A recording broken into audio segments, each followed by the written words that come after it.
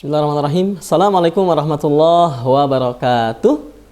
Alhamdulillahirrabbilalamin. Allahumma salli ala Muhammad wa ala ali Muhammad. Asyhadu an la ilaha illallah, asyhadu anna Muhammadan abduhu wa rasuluh. Amma ba'du. Baik, sahabat Al-Fatih, alhamdulillah. Gimana kabarnya? Ya, mudah-mudahan tetap sehat dan ceria. Oke, hari ini alhamdulillah kembali bertemu dengan Parian. Ya, bukan kuliner tapi ya. Nah, hari ini insya Allah kita akan mendapatkan ilmu yang sangat bermanfaat. Masih di program Ramadan, kali ini adalah program baru dari Al-Fatih TV yaitu Bincang Tokoh.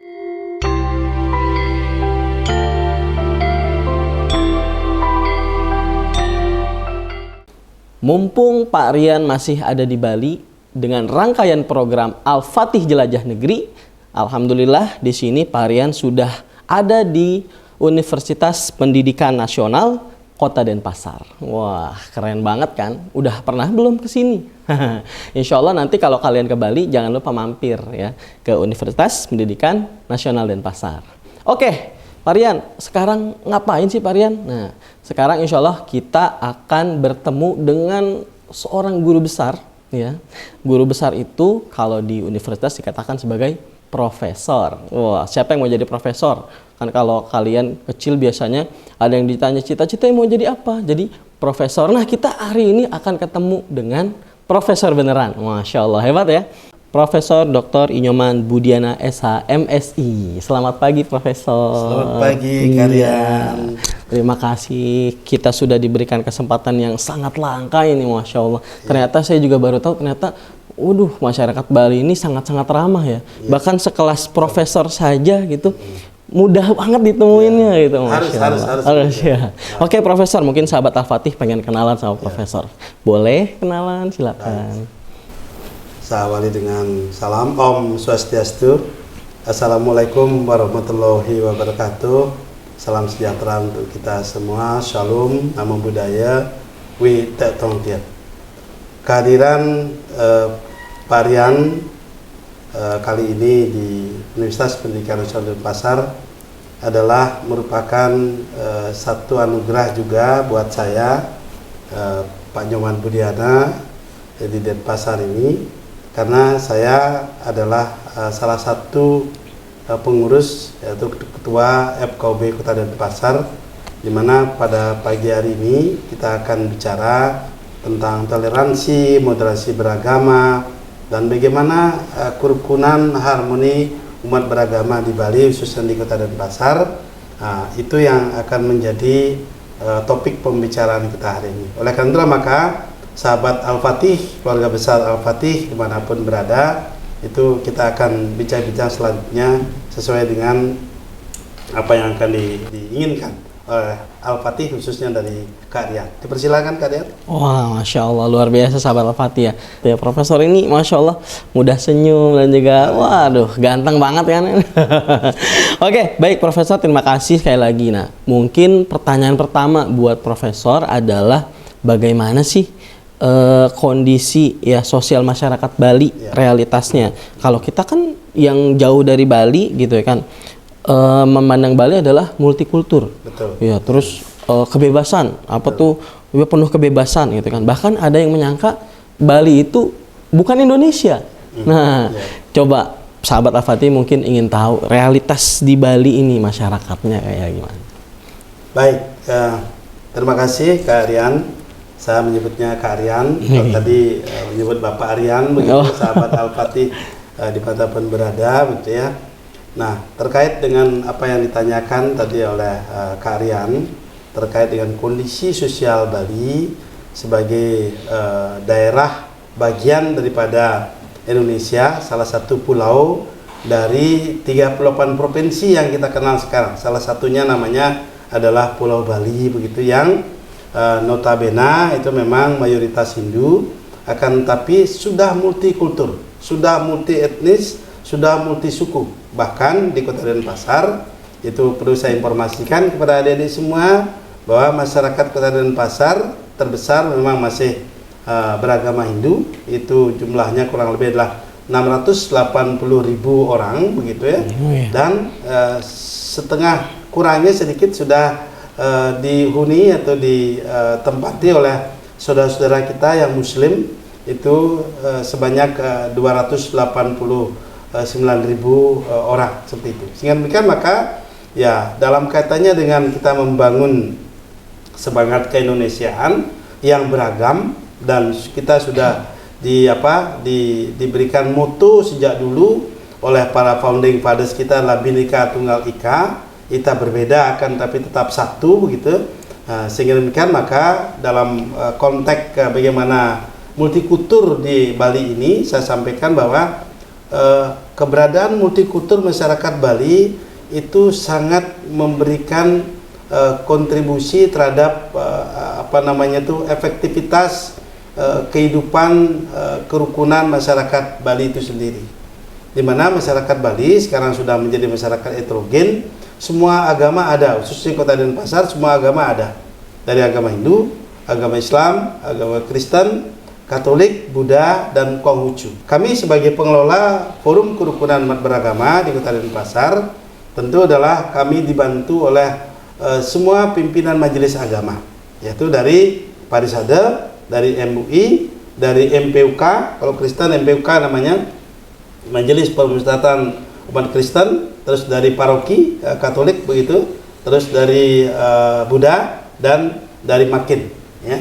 Nah, sehingga demikian maka semua majelis pimpinan majelis umat beragama ini itu berkumpul di dalam yang namanya Forum Kerukunan Umat Beragama, dalam rangka bagaimana kita melakukan dialog, melakukan pembinaan terhadap umat beragama, dan memfasilitasi ya umat beragama di Kota Denpasar ini kaitannya dengan agar bisa menghayati dan menghormati dan membangun menguatkan keyakinannya masing-masing. Oleh karena itu maka kami di FKUB Kota Denpasar memiliki visi, yaitu bahwa menjadikan FKUB ini mampu memenuhi kebutuhan umat beragama, adaptif terhadap perkembangan berdasarkan atas konsepsi Trihita Karana. Dengan konsepsi Trihita Karana ini adik-adik Al-Fatih dimanapun berada, perlu Bapak jelaskan bahwa ini merupakan konsep hubungan harmoni. Hubungan harmoni ini merupakan satu kearifan lokal yang sudah sejak dulu berkembang di Bali, yang namanya Trihita Karana. Tri itu artinya tiga, hita itu artinya kebahagiaan, karana itu penyebab. Ada tiga penyebab terjadinya hubungan kebahagiaan, terjadi hubungan harmoni, yaitu yang namanya satu hubungannya disebut dengan hubungan manusia dengan Tuhan, itu namanya parahyangan, ya. Yang berikutnya adalah namanya pawongan, hubungan manusia dengan manusia, dan yang ketiga namanya hubungan manusia dengan dengan lingkungan alam, ya, itu namanya palemahan. Sehingga demikian maka tiga konsepsi inilah yang kita jadikan sebagai patokan dalam kerangka membangun keyakinan kita hormat kepada Tuhan Yang Maha Kuasa, dan membangun harmoni kerukunan antar sesama, bukan saja terhadap agama Hindu, akan tapi terhadap semua orang. Karena Bali mengenal konsep yang namanya Wasudewa Kutumbakam. Kita sesungguhnya adalah bersaudara. Nah, kalau bersaudara seperti itu ya saling mengerti, saling menghormati, saling memahami, saling membantu, tolong menolong. Tidak ada saling musuh-musuhin, tidak ada konsep seperti itu. Sehingga dalam konteks hubungan kemanusiaan ini selalu kita menjaga seperti itu. Demikian juga dengan alam lingkungan. Alam lingkungan Bali mengapa katakanlah lestari sampai sekarang ini, karena kita menghormati pohon. Jadi tidak sembarang pohon di hutan, pohon di jalan itu bisa ditebang seperti itu, karena itulah merupakan sumber kehidupan kita. Ketika pohon ini tumbuh kembang dengan baik, maka dia akan memberikan vibrasi oksigen yang sangat luar biasa. Oksigen diperlukan kehidupan manusia sehingga hidup kita menjadi nyaman, hidup kita menjadi tentram seperti itu. Nah, ini yang perlu saya sampaikan. Nah, dalam kaitannya dengan pawongan ini, karena diminta tadi oleh Pak Aryan atau Kak Aryan seperti itu, kaitannya dengan hubungan pawongan manusia dengan masyarakat lingkungan, termasuk adalah teman kita di Muslim, bagaimana Kristen, Katolik, Buddha, dan Konghucu, adalah kita saling membantu. Kami di desa adat memiliki namanya pecalang. Pecalang itulah petugas keamanan desa adat. Kami hidup di Bali dengan 1493 desa adat. Desa adat ini memiliki petugas keamanan yang namanya pacalang. Pacalang itu dalam bahasa dikira celang. Celang itu artinya cermat, ya, sehingga orang yang bisa melihat bagaimana tatanan lingkungan di desa adatnya masing-masing. Sehingga kondisi katanya dengan keumatan, kalau ada teman-teman Muslim yang akan melaksanakan sholat Jumat begitu, teman-teman pecalang dengan dibantu oleh Kamtibmasnya itu menjaga, ya, menjaga dalam arti adalah kelancaran lalu lintas, bukan menjaga orang sholat, tidak begitu ya, menjaga keamanan, ya, lalu lintas agar lancar, ya, sirkulasi kegiatan agar lancar seperti itu, sehingga dibantu oleh pecalang. Ini yang perlu kita pahami. Kemarin barusan perayaan Idul Adha kita rayakan bersama, dan termasuk adalah saya itu dari ketua FKUB itu banyak mendapatkan berkah dari teman-teman Muslim, dari pengurus masjid begitu. Saya kedatangan potong daging kambing seperti itu, ya. Ini bagian daripada hubungan persahabatan kami, hubungan kekeluargaan kami dengan teman-teman Muslim, sehingga Bali itu disebut dengan nyama Muslim, nyama Islam, nyama Kristen, nyama Buddha gitu. Nyama, kita saudara gitu loh, bersaudara. Sehingga demikian maka tidak ada istilah hal yang saling bertengkar, itu tidak ada seperti itu. Nah, kalaupun ada pertengkaran ibarat adik sama kakak seperti itu, selalu kita remuk bersama untuk membangun harmoni kembali. Nah, ini yang saya lihat dalam kaitannya dengan multikultur dan hubungan harmoni antar umat beragama di Kota Denpasar, Karya. Yeah. Baik, Masya Allah ya, sahabat Al-Fatih, sangat luar biasa sekali penjelasannya. Profesor itu dari satu pertanyaan tadi sudah menjawab beberapa pertanyaan yang akan Marian ajukan sebenarnya, ya. Luar biasa. Tanpa diminta pertanyaan udah langsung dijawab, Masya Allah, Profesor. Mengalir aja ya, luar biasa ya. Nah, jadi sahabat Al-Fatih juga harus tahu, tadi Profesor bilang FKUB itu apa sih sebenarnya? Nah, jadi FKUB itu kebetulan Profesor juga adalah sebagai ketua forum kerukunan umat beragama di Kota Denpasar, ya. Jadi luar biasa ya. Jadi kalau masalah kerukunan beragama udah jadi makanan sehari-hari, Prof, ya. Justru harus selalu ditingkatkan gitu, ya, visinya gitu ya. Betul. Luar biasa. Oke, Profesor. Berarti tadi karena sudah banyak penjelasan, ya. Ada pertanyaan. Kita biasanya kalau di Bali, yang di luar Bali nih ya, umat Islam kalau mau datang ke sini khawatir gitu kan, misalnya makanannya ada banyak yang halal nggak sih gitu kan. Ya, khawatirnya nggak dapat makanan halal kalau di Bali. Nah, gimana tuh, Prof? Iya. Baik, Karyan dan sahabat Al-Fatih dimanapun berada, ini satu pertanyaan yang sangat baik untuk kita membangun moderasi beragama, membangun kerukunan, membangun toleransi seperti itu, ya. Terkait dengan pertanyaan tadi. Sesungguhnya dalam kaitannya dengan apa yang disampaikan Karyan adalah kemajuan Kota Denpasar dan kemajuan Bali sebagai daerah destinasi turisme, ya, baik mancanegara maupun domestik seperti itu sudah menjadikan Bali ini sebagai ikon pariwisatanya Indonesia. Sehingga betul apa yang disampaikan tadi, bahwa tidak kenal bahkan teman-teman Indonesia memandang bahwa Bali bukan Indonesia seperti itu. Sesungguhnya adalah saya sampaikan tadi adalah Bali adalah merupakan bagian salah satu pulau di Indonesia yang memiliki satu provinsi yang namanya Provinsi Bali dari 38 provinsi yang ada di Indonesia sekarang ini. Nah, terkait dengan keberadaan bagaimana menjaga katakanlah satu keyakinan teman-teman kita yang di Muslim dengan konsep halal seperti itu ya, kami di Bali ini itu sangat-sangat menghargai, sangat-sangat toleran ya, sangat toleran dengan apa namanya itu dengan pola apa namanya itu makanan seperti itu. Sehingga demikian maka ketika kami menyuguhkan teman-teman yang Muslim pastilah makanan yang halal.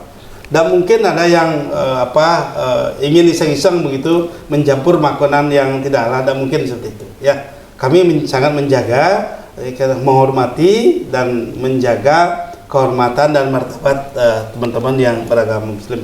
Sehingga demikian kami kampus kami sekarang ini di Universitas Pendidikan Indonesia Besar, kantin kami di sebelah ini tidak ada menyediakan makanan non halal ya.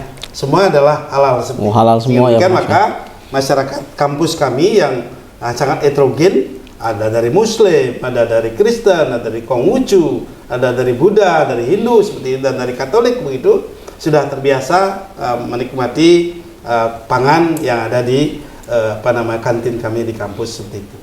Demikian juga dalam konteks tatanan kehidupan masyarakat kami, karena adalah heterogen, bertetangga dengan semua agama begitu ya. Ada Katolik, ada Kristen, ada Islam seperti itu. Ketika kami menjaga hubungan kekeluargaan, kami melaksanakan ritual yang namanya ngejot ya. Jadi ngejot itu memberikan sesuatu sebagai bentuk persahabatan ketika kita melaksanakan hari raya misalnya ya. Kita memberikan persembahan kue, terus buah, termasuk adalah makanan yang halal yang kita punya. Apakah ada ayam goreng, apakah ayam betutu namanya terkenal di Bali begitu. Kita memang suguhkan khusus untuk teman-teman kita yang Muslim atau yang teman yang lain. Oke, baik sahabat Al-Fatih, tadi Profesor sudah menjelaskan bahwa di Bali ini banyak makanan halal, insya Allah, alhamdulillah ya. Dan pertanyaan berikutnya nih Prof ya.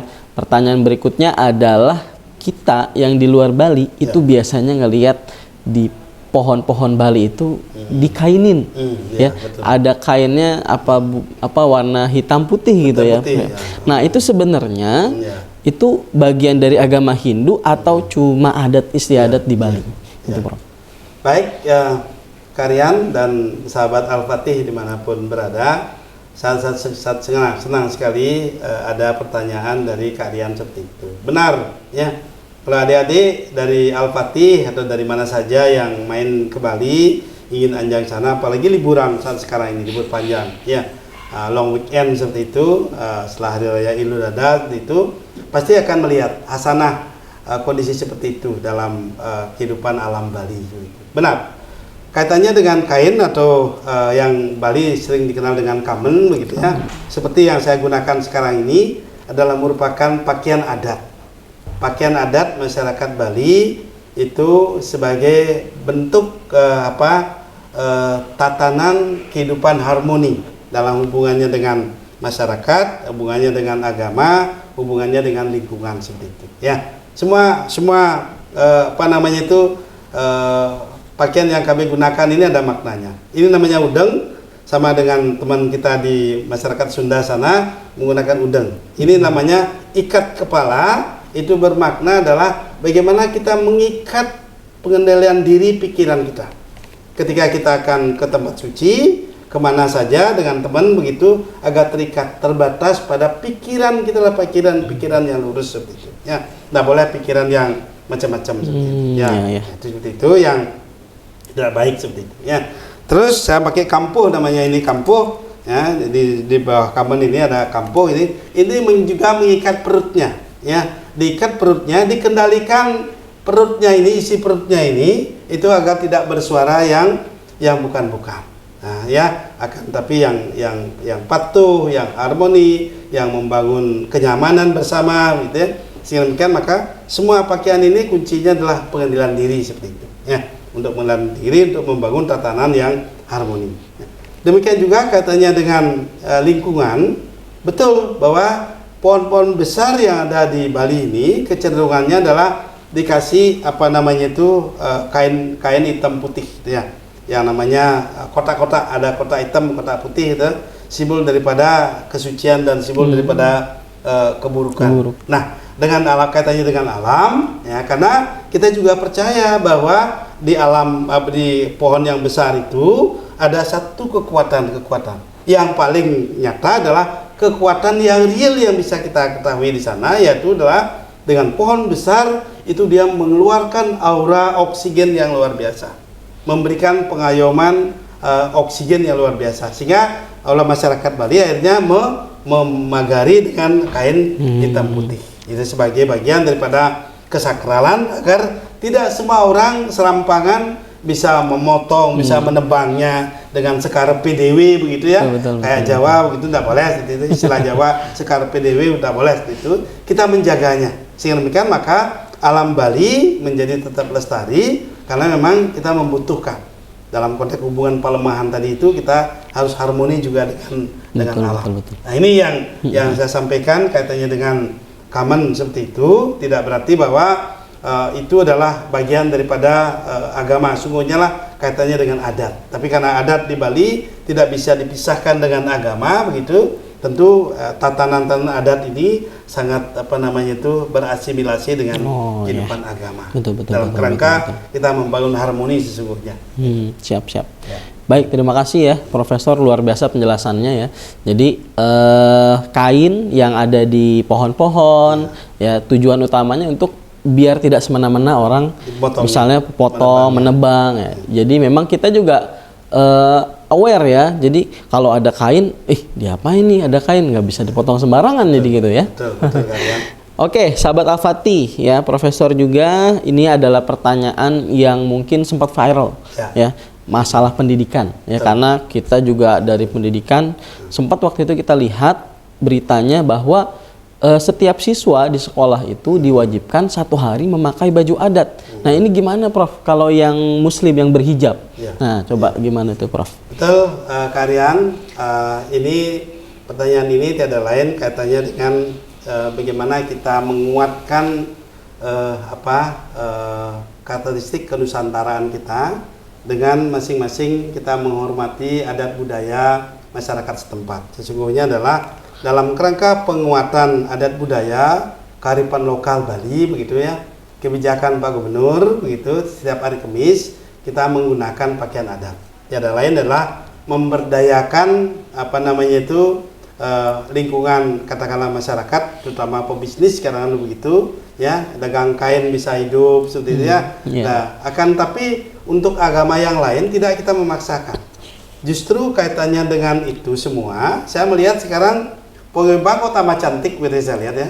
Pakai kamen yang sudah direnda sekarang ini, terus pakai amet ya, terus istilahnya pinggangnya, istilah Balinya acekal gonda layu gitu ya. Ada sayur gonda namanya. Kalau dicekuk itu ramping menjadi ramping gitu ya. Nah, langsing gitu ya. Terus tambah hijab begitu, tambah cantik saya lihat ya. Di sekolahan juga begitu. Kalau ada mau anak-anak pakai rok juga masih tetap silahkan, pakai kaman juga akan, tapi pakai hijab ya.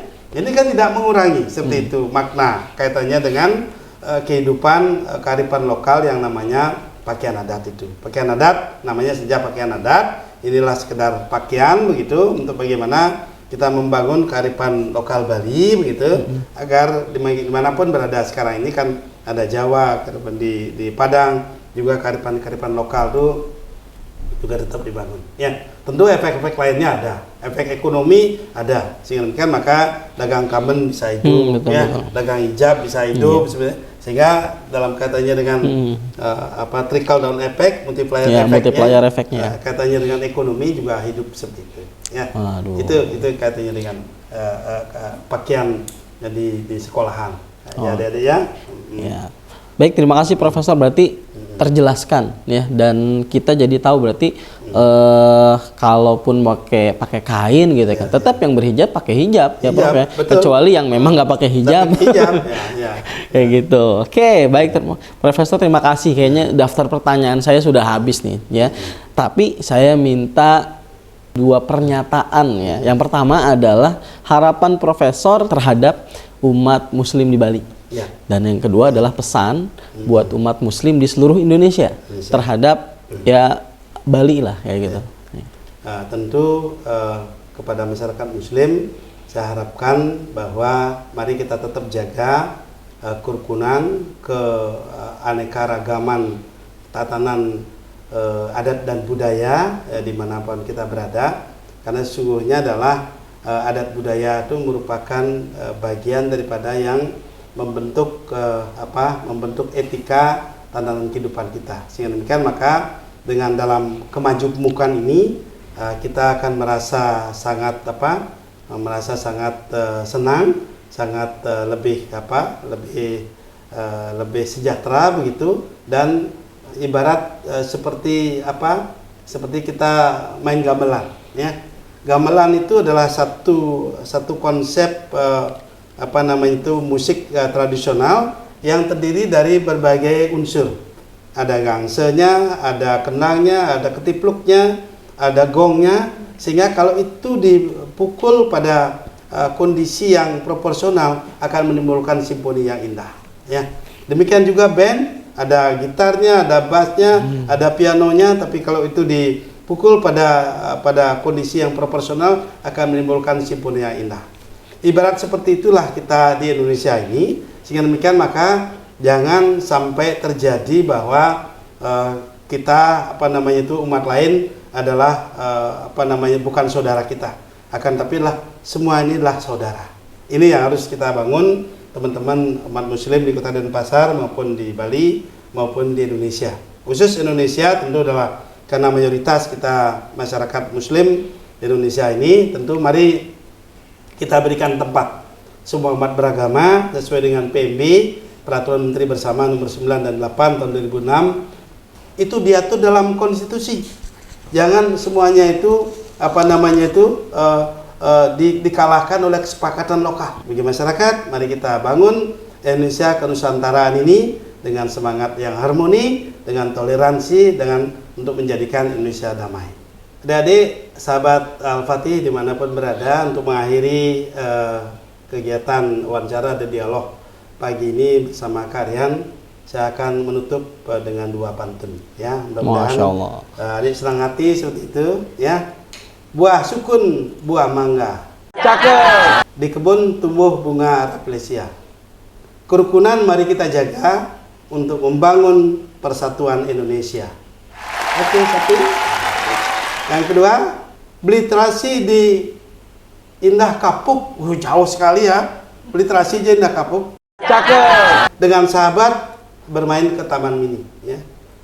Toleransi mari kita pupuk seperti itu ya, untuk menjadikan masyarakat yang harmoni.